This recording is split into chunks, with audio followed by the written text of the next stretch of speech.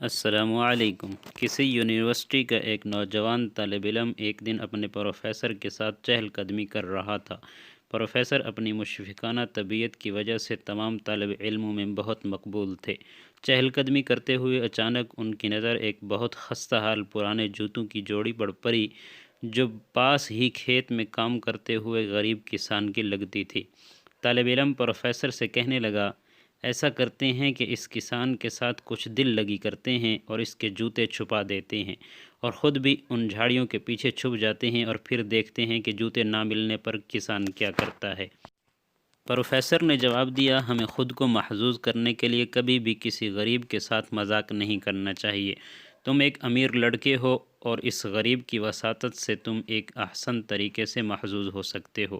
ایسا کرو، ان جوتوں کی جوڑی میں پیسوں کا ایک ایک سکہ ڈال دو اور پھر ہم چھپ جاتے ہیں اور دیکھتے ہیں کہ یہ سکے ملنے پر کسان کا کیا رد عمل ہوتا ہے۔ لڑکے نے ایسا ہی کیا اور پھر دونوں نزدیک ہی چھپ گئے۔ غریب کسان اپنا کام ختم کر کے اس جگہ لوٹا جہاں اس کا کوٹ اور جوتے پڑے ہوئے تھے۔ کوٹ پہنتے ہوئے اس نے جوں ہی اپنا ایک پاؤں جوتے میں ڈالا تو اسے کچھ سخت سی چیز محسوس ہوئی۔ وہ دیکھنے کی خاطر جھکا تو اسے جوتے میں سے ایک سکہ ملا۔ اس نے سکے کو بڑی حیرانگی سے دیکھا، اسے الٹ پلٹ کیا اور پھر بار بار اسے دیکھنے لگا۔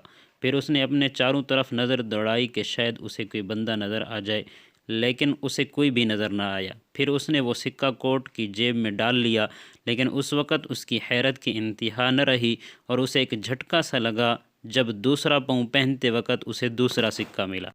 اس کے ساتھ ہی وفور جذبات سے اس کی آنکھیں اشکوں سے لبریز ہو گئیں۔ وہ اپنے گھٹنوں کے بل گر پڑا اور آسمان کی طرف منہ کر کے اپنے رب کا شکر ادا کرنے لگا کہ جس نے اس کی کسی غیبی طریقے سے مدد فرمائی، وگرنہ اس کی بیمار بیوی اور بھوکے بچوں کا جو گھر میں روٹی تک کو ترس رہے تھے کوئی پرسان حال نہ تھا۔ طالب علم پر اس کا بہت گہرا اثر ہوا اور اس کی آنکھوں میں آنسو آ گئے۔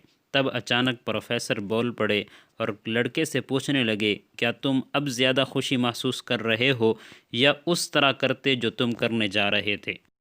لڑکے نے جواب دیا، آج آپ نے مجھے ایسا سبق سکھایا ہے جسے میں باقی کی ساری زندگی نہیں بھولوں گا، اور آج مجھے ان الفاظ کی حقیقت کا بھی صحیح ادراک ہوا ہے جو پہلے کبھی ٹھیک طرح سے سمجھ نہ آ سکے، کہ دینے والا ہاتھ لینے والے ہاتھ سے ہمیشہ بہتر ہوتا ہے۔